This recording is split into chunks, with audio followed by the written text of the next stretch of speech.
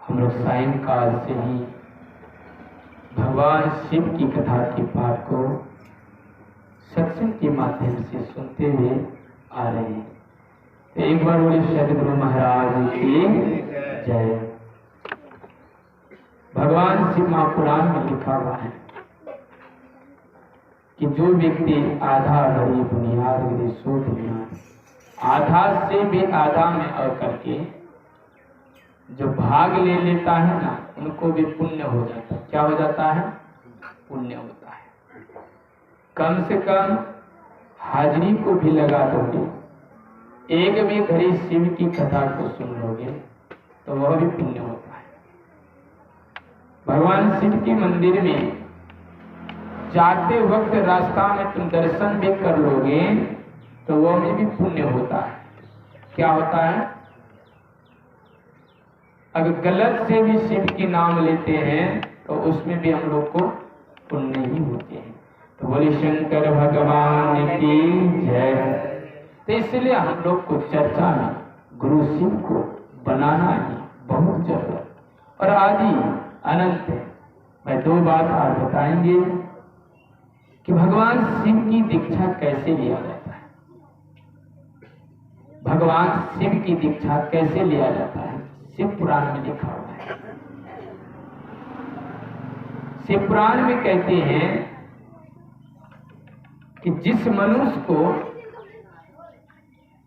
शिव कथा में भगवान शिव के नाम ले लेता है और चलते फिरते उठते बैठते जागते शिव का नाम जाप करता है, वह उनका जीवन क्या होता है?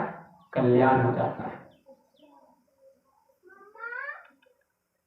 श्री राम भगवान ने शिव जी की दीक्षा लिया अगस्त मुनि के पास। कहा लिया? तो श्री राम भगवान एक विष्णु की अवतार कि नहीं, नरसिंह की अवतार, हरिनारायण कच्छप की अवतार, फिर पालनहार की अवतार प्रभु श्री राम है। फिर भी अमानुष देह रूपी गुरु को बना करके भगवान शिव की भजन में मस्ती रह गया कि नहीं रहा? भगवान श्री राम ने कहने लगा कि प्रभु हमें पशुपत अस्त्र को कैसे प्राप्त करें, रावण से हमें कैसे युद्ध को जीते। तो अगस्त मुनि ने कहा कि हे स्वामी, ठहरे तो आप एक प्रभु की अवतार हो, एक हमारे पालनहार हो और फिर राम अवतार हो। मैं क्या जानूं, सब कुछ तो जानता। एक मनुष्य शरीर का कर्तव्य है कि एक मनुष्य शरीर होकर के जीवन में दुखदायक होती है, जीवन में दुखदायक होता है, साथ में हमें गुरु का भी जरूरत होता है कि नहीं होता है? तो श्री राम ने दीक्षा के बारे में बतलाया। कौन? अगस्त मुनि। स्नान करवाया मंदिर में, स्नान नदी में करवा करके बेल पत्रा फूल लाया, सिरासन लगाया, कूस की चटाई की, नदी के किनारे कहाँ शिवलिंग पाए, वह रेत मने बालू को ही शिवलिंग बनाया।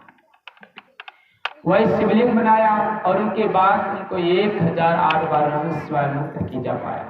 क्या बोला कि ओम नमः शिवाय, ओम नमः शिवाय, बोलो ओम नमः शिवाय।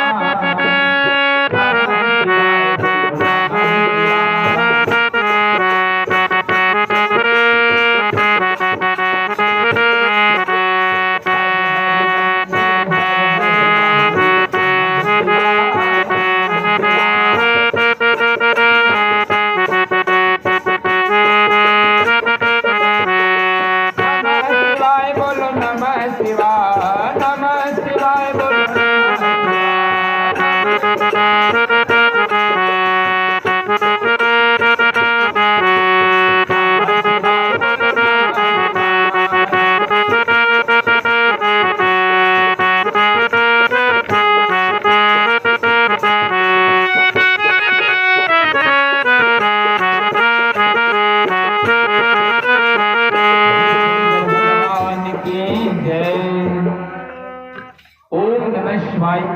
की जाप उनको ऐसी करवाया, फिर पूजा पाठ के नियम की विधि बतलाया।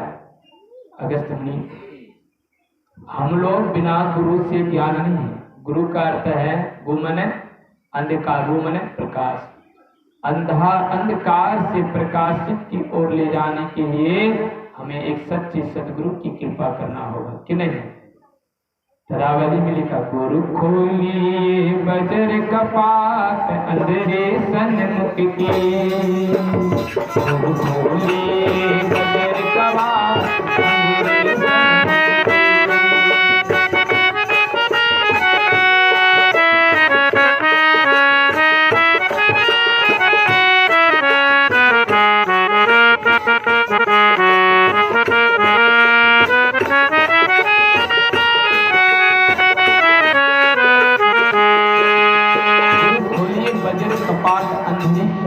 की।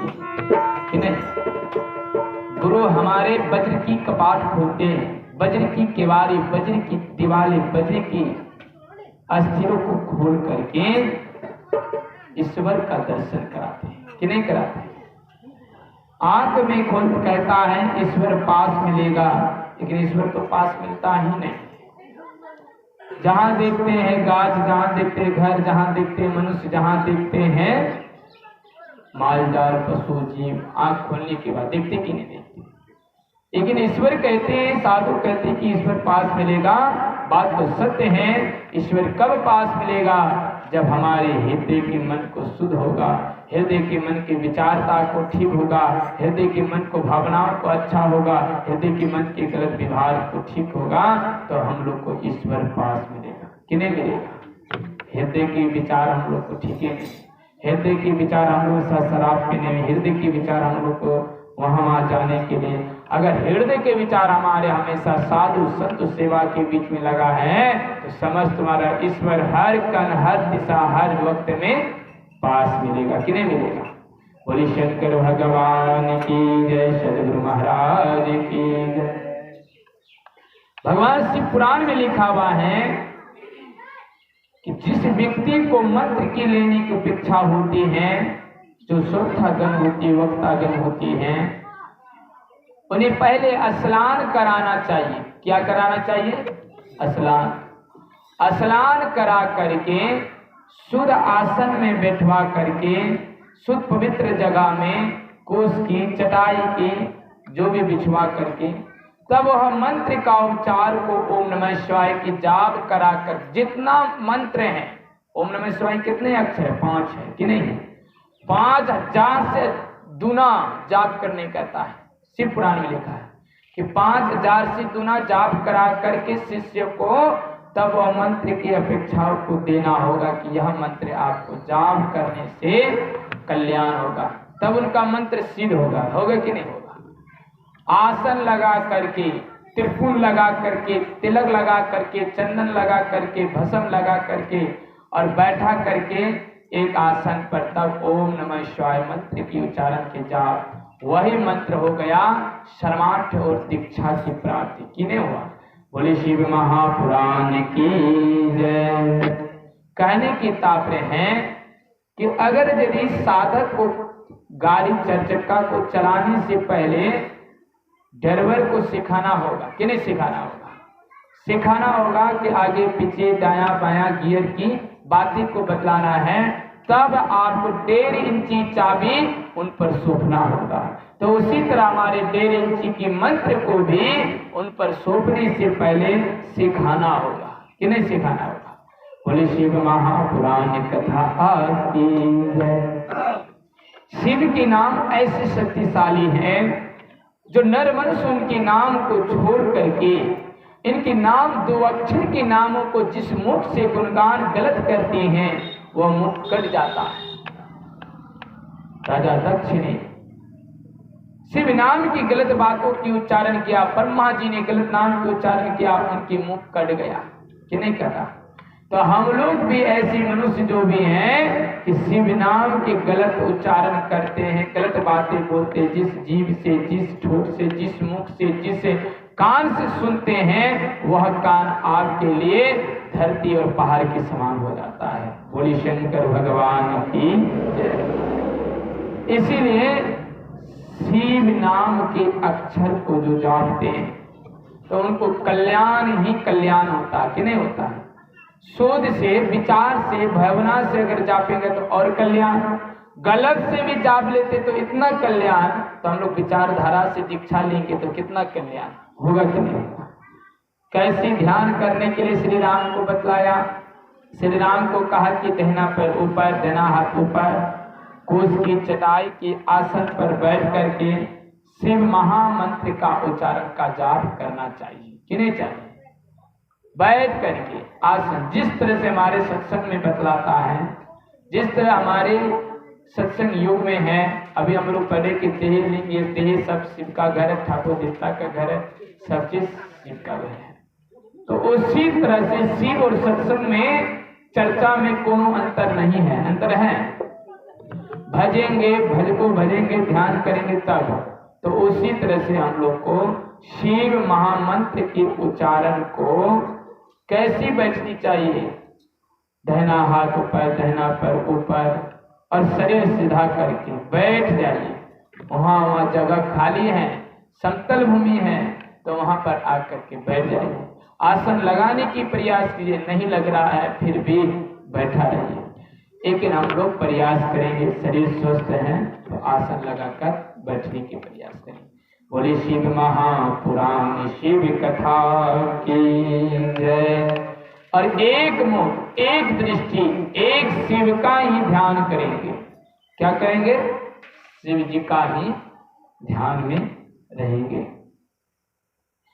भगवान शिव को इस तरह से दीक्षा दिया। कहाँ कहाँ देने की आता है दीक्षा? श्री राम ने पूछा, प्रभु दीक्षा किस किस जगह दिया जाए? दीक्षा हमें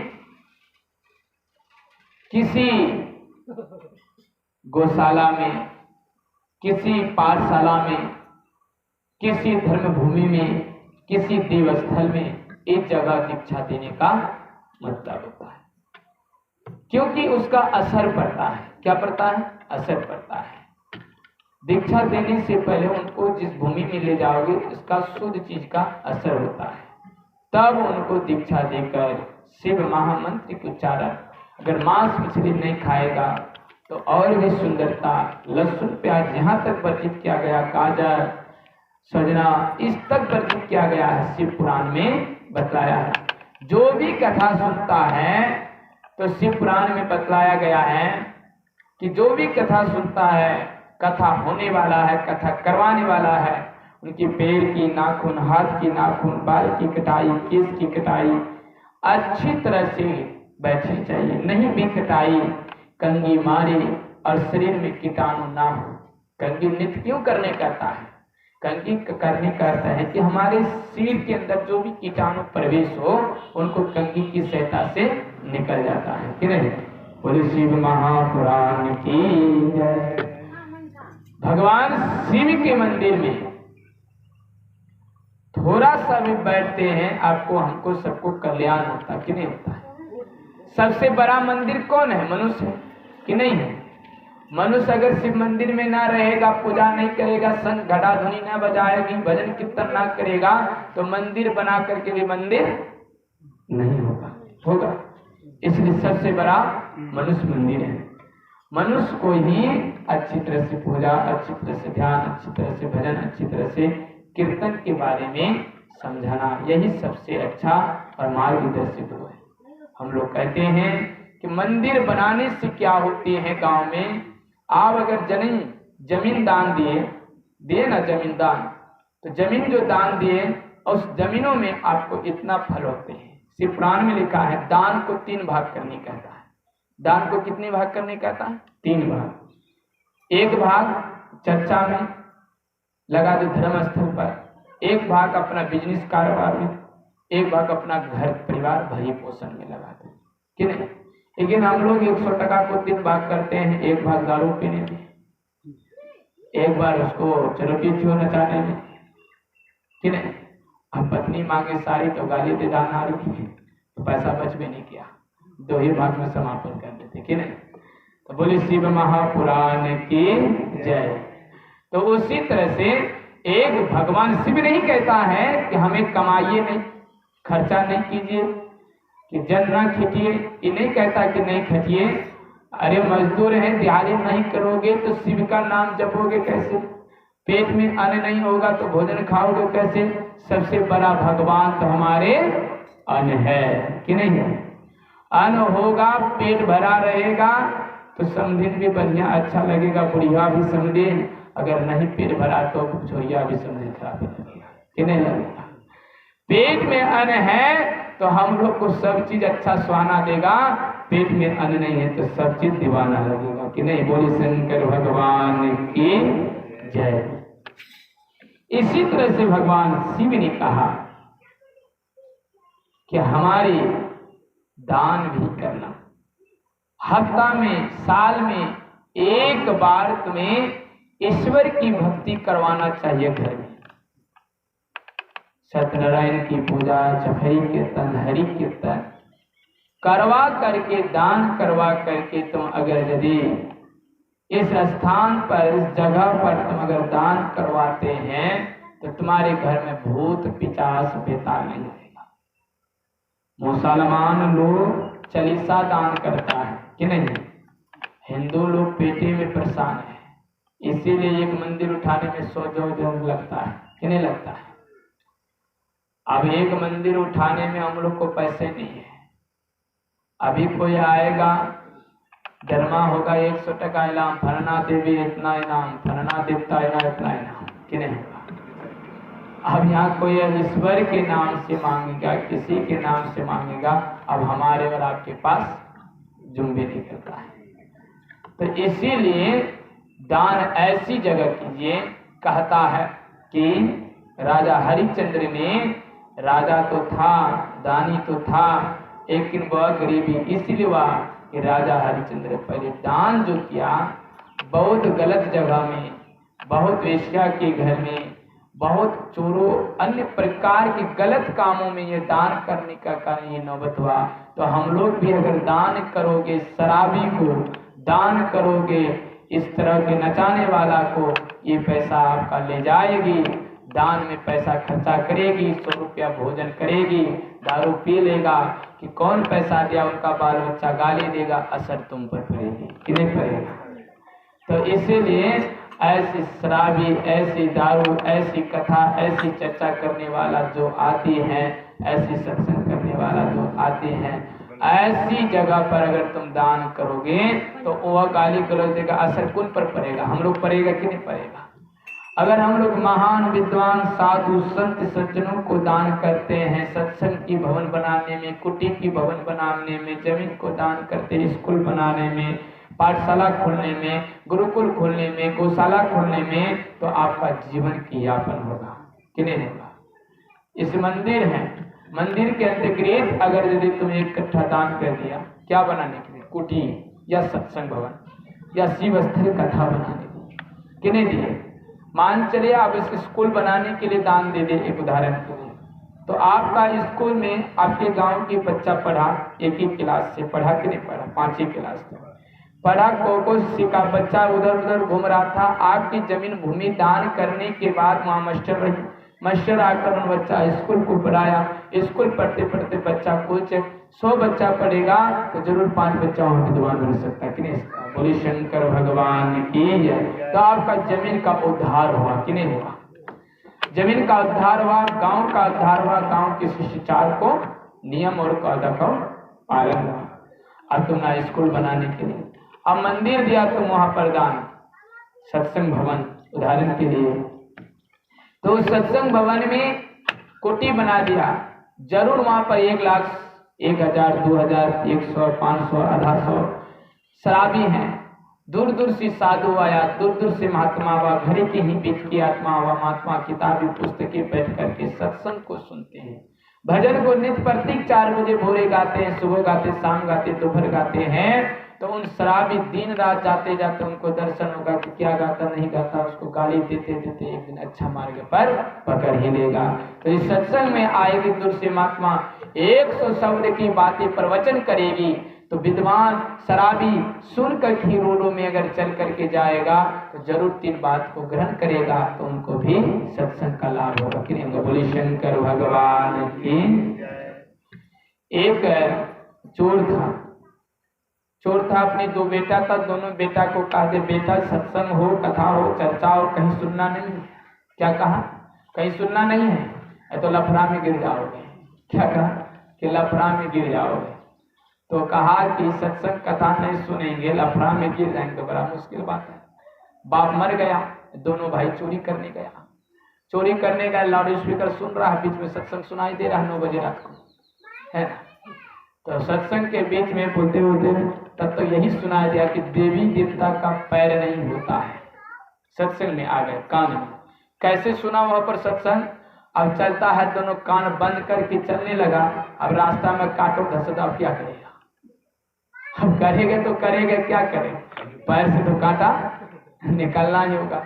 किसी तरह से एक भाई कांटा तो निकाला, चिपका हुआ, तो सुनाई वही दिया कि देवी देवता का पैर नहीं होता है ना? वो माया भी होता है। तो सत्संग राजा के घर धन दौलत लूट करके चले आए। अब राजा को पता लगा कि मेरे धन चोरा लिया। कौन चोराया? सिपाही को कहा, पुलिस को कहा कि अगर तुम मेरे धन की पता 72 घंटा में नहीं दोगे तो तुम लोग का नौकरी रिटायर हो जाएगा। तो वहाँ बगल वाला एक पुलिस था, जानता था कि चोर तो वो बगली में है, ऐसे नहीं मानेगा, इनको रात में सपना देंगे। जूता मोजा पहन लिया, बारिश हो गया, रात में उसको सपना देता कि अरे तुम्हारा पिताजी जो चोरी करता था तो मेरे देवता स्थान में प्रसादी चढ़ाता था, तुम लोग आज तक चोरी के कुछ नहीं उठाए हैं, और राजा के घर से तुम बक्सा पैसा का चुरा लिए, कुछ नहीं दिए हैं, तो उसको बक्सा को पहुंचाइए, तब राजा को कह देंगे। वो जो भाई नहीं सुना था सत्संग, वो इधर पर आने लगा।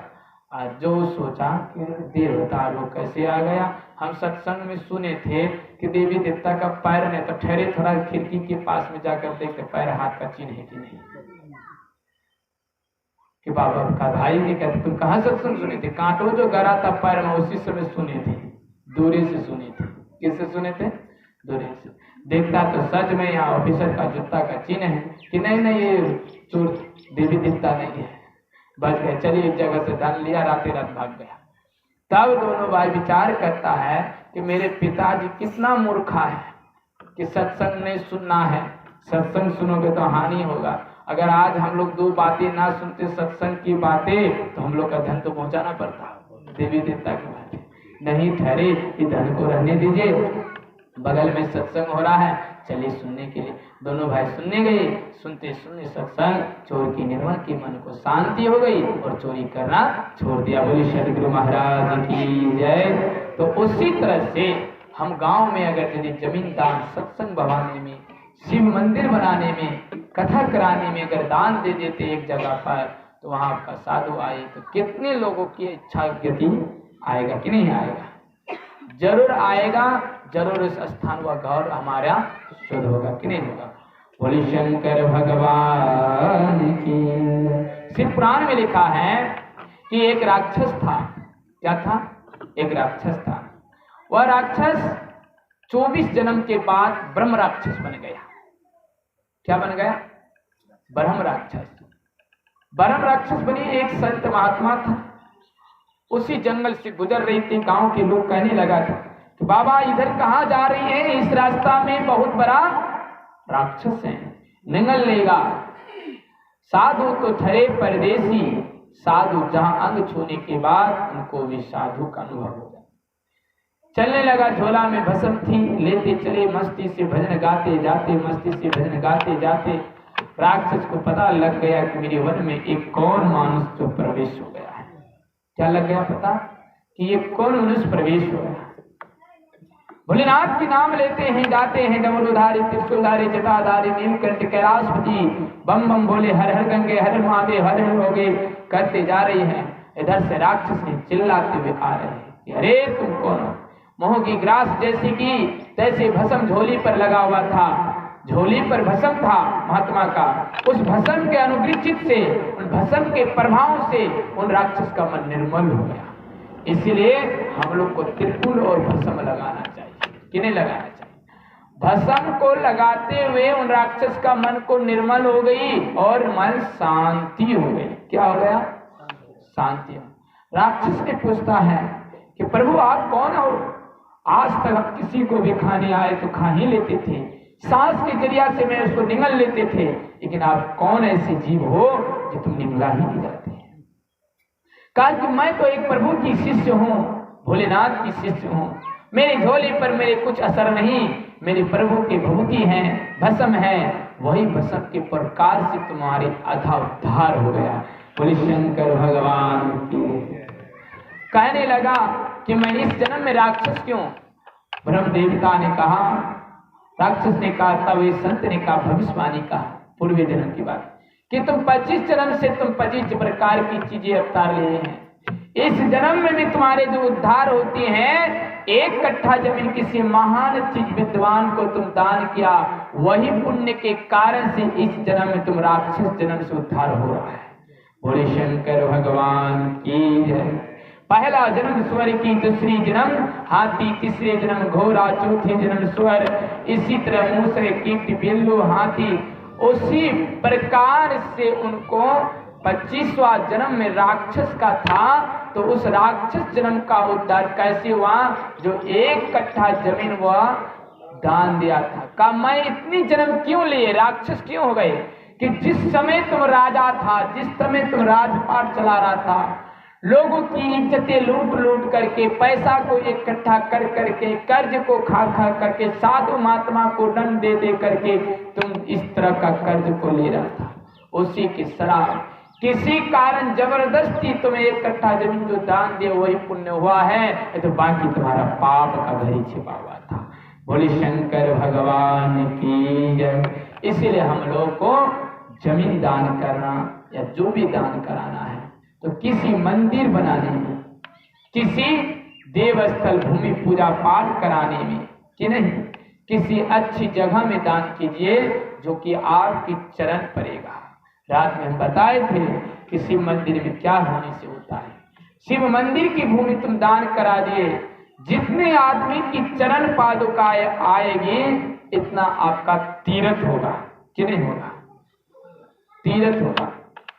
एक महात्मा आया था, वो कहा कि 1008 जो तीर्थ किया है मैं उन्हीं के मुख से भोजन करूंगा, हाथ से। सब लोग, गांव के लोग को पूछता है कितना तीर्थ किए हैं? 2 दिन गए हैं, 4 दिन गए हैं, 5 दिन गए, 6 दिन गए, 7वां दिन समाप्त, कि नहीं? तो वहां पर एक नए कबीले की कन्या आया। कन्या बोले तो बोले किसके साथ? बोले सास से कहता है कि मैया, सासू माँ, मैं उन महात्मा को मैं भोजन कराऊंगी। कि बेटी तुम उस महात्मा की भोजन कैसे कराओगी? उम्र तो तुम्हारे मात्र 22 साल हो चुका होंगे और हलाहल शादी, और तुम 1008 तीर्थ कैसे कर ले? कि नहीं, मैं भोजन कराऊंगी। 1000 क्या पूछे, कई गुना तीर्थ किए। वो सत्संगी घर की बेटी थी, साधु घर की बेटी थी, उनको ज्ञान की बातें को मालूम था, कि नहीं था? तो महात्मा को बुलाया, महात्मा को चरण पखारा। साधु घर की जो सत्संग सुनते हैं ना, पहले महात्मा जैसे भी आएगी चरण पखारेगी, पलंग कुर्सी तैयार करेगी, झवन लगाएगी। तो उसी तरह से चरण पखारने लगा। साधु ने कहता है कि बेटी तुम्हें तो पता है कि ये गांव में चर्चा हो चुका है कि मैं 1008 तीर्थ जो किए हैं मैं उन्हीं के हाथ का भोजन करूंगा। तुम कितने तीर्थ किए? कि महाराज मैं तो गुरु से दीक्षा लेकर के कई लाखों तीर्थ कर चुके, 1000 की कब कर रहे हैं? कि बेटी कैसे? कि मैं दीक्षा लिया, मेरे मुंह से ओम नमः शिवाय के मंत्र, मेरे घर से कहीं दूर सत्संग मंदिर है, कहीं दूर सत्संग हो रहा है, मेरे जितने भी कदम पैर से उठते जा रहा था उतना ही तीर्थ होते जा रहा था। बोले सदगुरु महाराज की जय। तो मेरे कितना तीर्थ हुआ, गिनती है इस तीर्थ का? आज हम लोग शिव के ही गुरु बना करके लिए हैं, हम लोग कितने तीर्थ कर चुके कि नहीं किए? निर्मल नियम विचार व्यवहार से अगर चलेंगे तो जितना पैर चलता है इतना कदम की तीर्थ होता है। इसीलिए अच्छे साधु संतों से गुरु की दीक्षा लेकर के अगर मंत्र ओम ही नमः शिवाय जापेंगे शुद्धिकरण से तो लाखों तीर्थ हमारे बीच में है कि नहीं है। बोले शिव महापुराण की। जब वो महात्मा ने भोजन किया उनके घर में, इसीलिए अगर सत्संगी घर की लड़की नहीं होता महात्मा भूखा रहता कि नहीं रहता गांव में, कि नहीं रहता। खाली भजने गाते और सत्संग ना सुनते चर्चा ना सुनते तो महात्मा भूखा रहता कि नहीं रहता। इसीलिए अंदर की ज्ञान को जानना एक साधु के साथ ही रहना हम लोग की जरूरत है।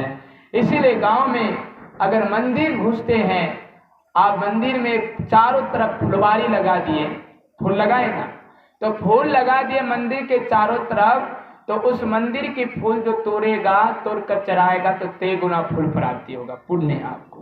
अब मंदिर में फूल लगा कोई तोड़ देगा तो गाली हो दे रहा है, हाँ? अगर मंदिर में तुम फूल लगा दिए, उसको तोड़कर चढ़ा दिए तो भगवान का नाम का खुशी हुई। इसलिए गांव घर गली दरवाजे में फूल लगाना चाहिए। अरे तुम कम से कम भक्ति कर नहीं पाते तो फूलवारी तो लगाकर सजा दीजिए कि आपके बदले में कोई फूल तोड़ करके भगवान के चरण में, गुरु महाराज के चरण में तो चले जाएगा। बोले शिव उमापति महादेव की जय। मंदिर के चारों तरफ अगर फूल बावले कुआं खोद देते हैं, कुआं खोद दिए, आपकी तीरथ दूर से भगत आया, बगल में कुआं है, कुआं बना दिया, जल है, ट्यूबवेल है, नल है, कूप है, बावले हैं तो बना दिया। लोग दूर से आया, पानी पिया, राहत हुआ, मंदिर में बैठे शिव नाम का जाप लिया तो आप कितना पुण्य की प्राप्ति हुई कि नहीं हुई। इसलिए मंदिर के आसपास में नल बावली कुआं अपनी तरफ से देना। लोग नौ भी कहे, धनवान हो पैसावाना हो जो भी हो, अपनी तरफ से को महाराज मैं इस मंदिर के पास दान करूंगा। आप ट्यूबवेल दान करने के बाद आपका इतना पुण्य होगा। एक फिर हम लोग का गांव का जैसा नहीं होता है, तो संत ये को आम आदमी है ना, इसका ट्यूबवेल जाकर तो पहले मार भी करेगा, कांटी खोल देगा, ये खोल देगा, गालियों देगा। इस तरह हमारे गांव में दुराचार करता है। तो इसी तरह से अगर यदि आप पानी नहीं पिला सके, कहता है जीते जीत प्यासे को पानी नहीं पिलाया तो आप सत्संगिया होकर क्या फायदा हुआ। जीते जीत लोग की सेवा कर नहीं पाया तो सत्संगिया होकर क्या। अरे सुंदर फूल सजाने से क्या हुआ, फूल किसी काम के लिए ही तोड़ा जाता है, तुम्हारे घर के लिए भोज खाने के लिए नहीं तोड़ा जाता है।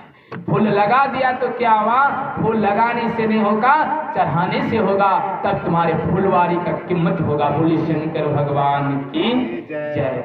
अब मंदिर में घंटी अगर बज रहा है, शिव मंदिर में घंटा, तुम घंटा अगर दान कर दिए, जितनी आदमी इस घंटा को बजाएगा इतना आपका पुण्य होगा। जितने आदमी घंटी, मंदिर में घंटी दान करने से पहले नियम होता है कि पहले घंटी बजना चाहिए। मंदिर में घुसने के बाद सीढ़ी के बगल में एक घंटी रखना चाहिए कि नहीं।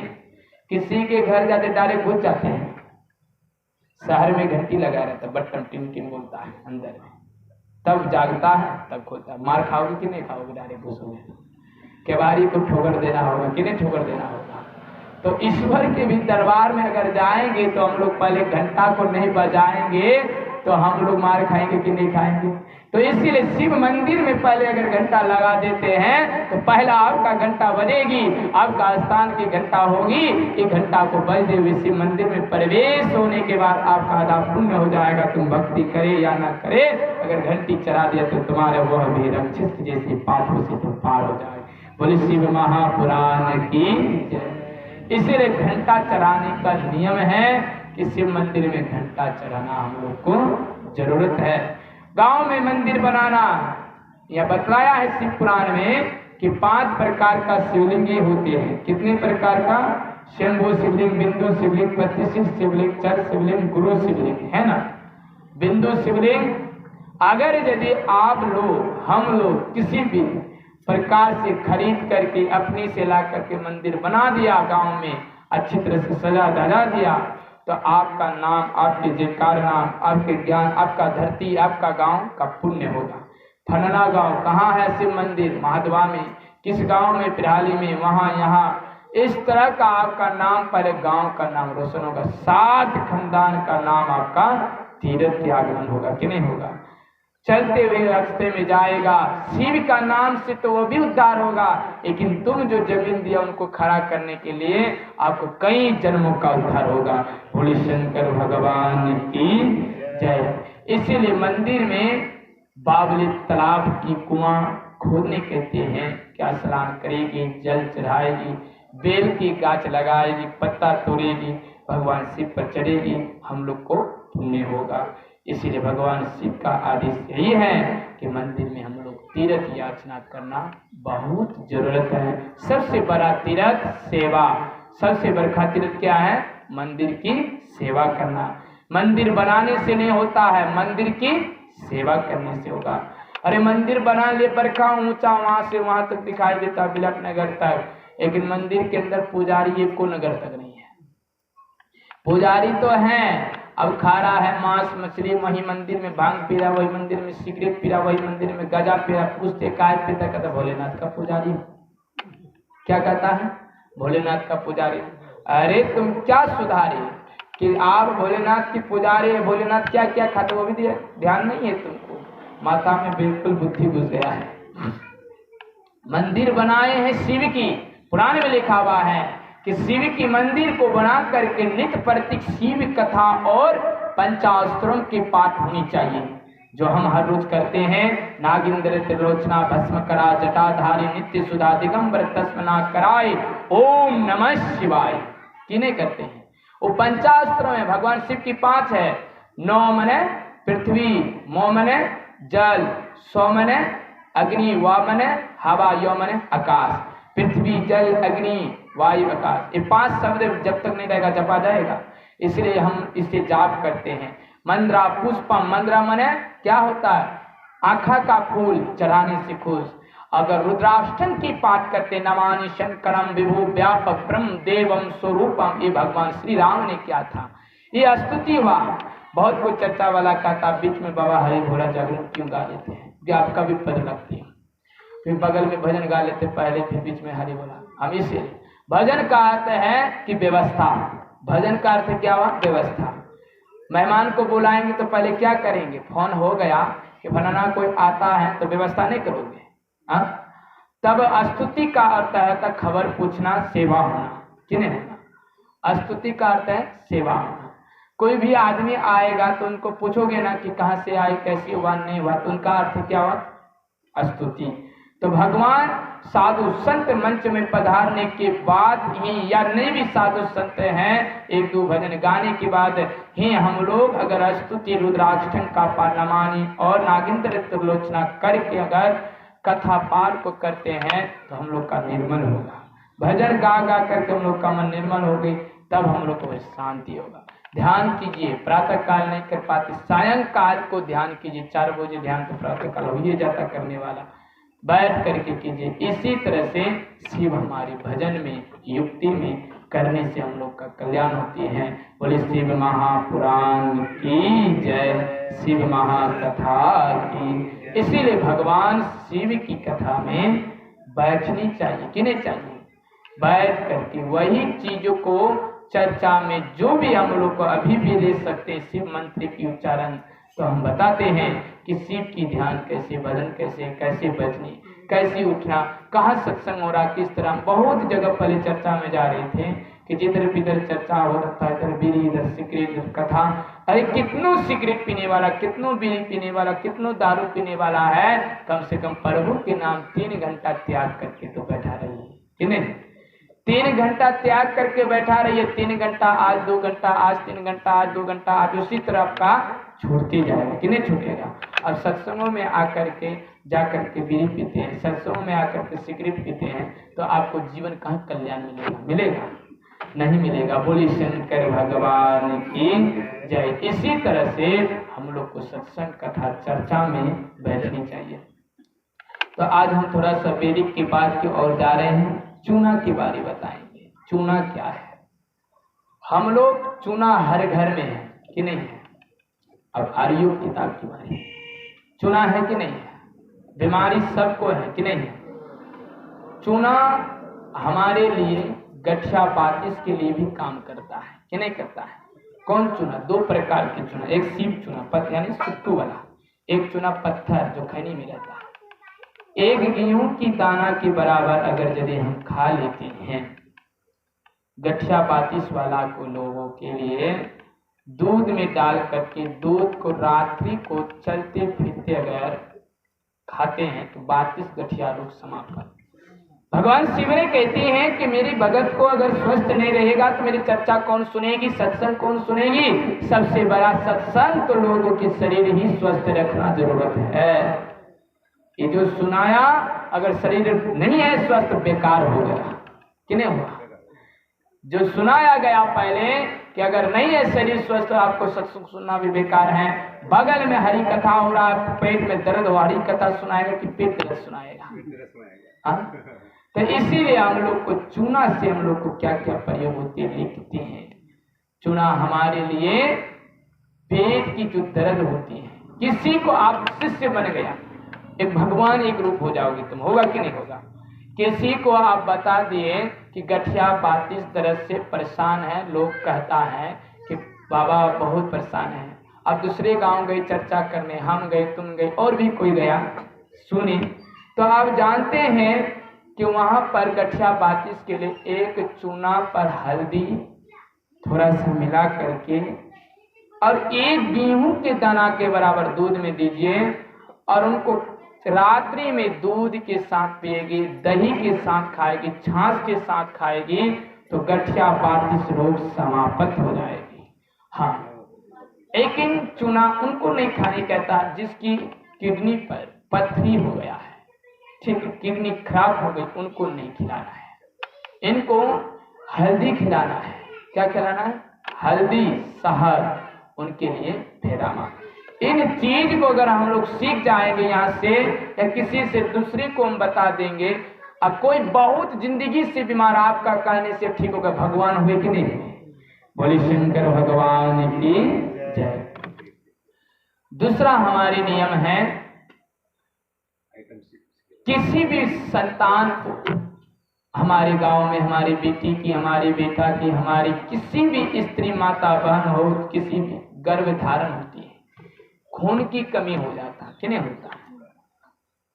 बार बार अल्ट्रासाउंड, बार बार वो करते हैं, बार बार खून की कमी होती है तो एक गिलास अनार की जूस, एक गिलास अनार की जूस, एक दूध चूना की दाना, गेहूं की दाना के बराबर मिला करके दीजिए। अनार की जूस से इनकी खून की और एक खून है, उसके बाद चूना से कैल्शियम, खून और कैल्शियम पूर्ति होगा तो बिना ऑपरेशन की संतान निश्चित हो जाएगा कि नहीं होगा? लेकिन हमारी माता और बहन को समझना होगा कि वह भी स्वस्थ रहने के लिए चलना फिरना होगा, पंखे पर नहीं सोना, चलते फिरते हो, जाते उठते बैठते रहेंगे तो हम लोग का शरीर स्वस्थ रहेगा, फुर्ती रहेगी और तंदुरुस्त रहेगी। बैठा हुआ शरीर हम लोग का घूम धरता है कि नहीं? आलस होती, कमजोर होती हैं तो प्रभु का भजन कैसे सुहाना होगा? गरीब होगा, गरीब हो जाएगा, पैसा अर्थ की कमी होगा, जो भी भक्ति करने वाला है उसी को जुटाने में लगेगा, प्रभु का भजन छूट जाएगा कि नहीं छूटेगा? इसलिए सबसे बड़ा कथा वही है जो शरीर और वेद के बारे जो समझ जाता है कि कौन कथा बड़ा है। सत्संग सुनोगे बेकार हो जाएगा, ठीक नहीं है, शरीर बेकार होगा कि नहीं होगा? तो इसीलिए सबसे बड़ा सत्संग हमारे शरीर व्यस्त और स्वस्थ रहना जरूरत है। बोले उमापति महादेव की जय। अब चूना से हमारे क्या ठीक होती है? बातिस रोग हो गई, गठिया, 1 लीटर पानी लेंगे, उदाहरण के लिए 1 लीटर पानी, अगर हम लोग एक चूना में मात्र 50 ग्राम होती है, 25 ग्राम होती है, तो 25 ग्राम होती तो उनमें से 5 लीटर पानी लेना है। कितना है? 5 लीटर। एक पैकेट डाल देंगे, थोड़ा हल्दी डाल देंगे, खूब उसूम करते करते करते 2.5 लीटर पानी बचाएंगे। कितना बचाएंगे? 2.5 लीटर। कितनों भी गठिया बातिस वाला रोग है, अगर तुम इसको बता दीजिए, हम लिखा पढ़ी के साथ कहते हैं कि इनकी बातिस और कैल्शियम की घट गया, हड्डी भी टूट गया है, तो उनको जूठने और कैल्शियम में पूर्ति करेगी और वो चूना बातिस और गठिया समाप्त कर लेगी। बोले उमापति महादेव की जय। क्या करेगी?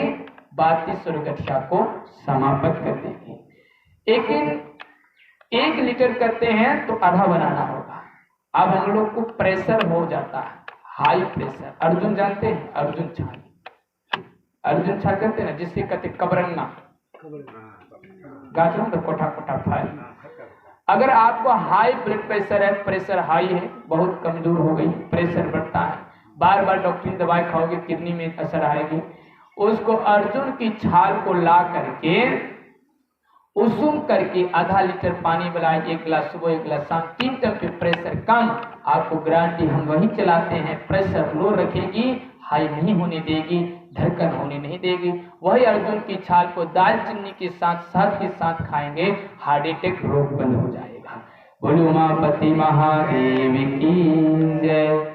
इसी तरह से हम लोग को चूना से, अर्जुन छाल से, अनार के जूस से भगवान की शिव कथा को सुनने से साथ साथ हम लोग वेद का भी उच्चार करना है। अरे 5 दिन के बाद फलाना गांव में कथा है, पैर में दर्द हो गया, दवाई खाते नहीं छूटते हैं।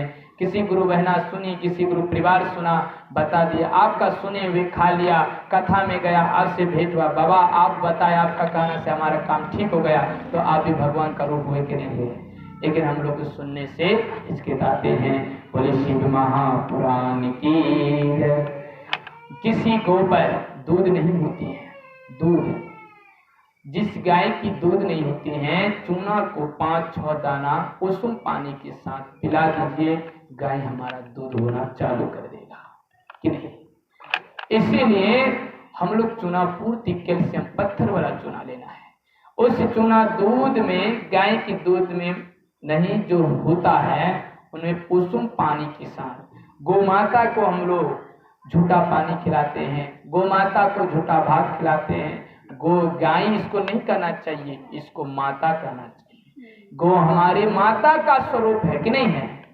गो हमारे गोबर, जिस घर में गाय रहता है उस घर में कैंसर की होने की प्रभाव नहीं होती है। जिस घर में नित्य प्रति गोबर से निपा पोता होते हैं, उनकी गोबर पैर में स्पर्श होने से इनकी मस्तिष्क और दिमाग तेज होती है।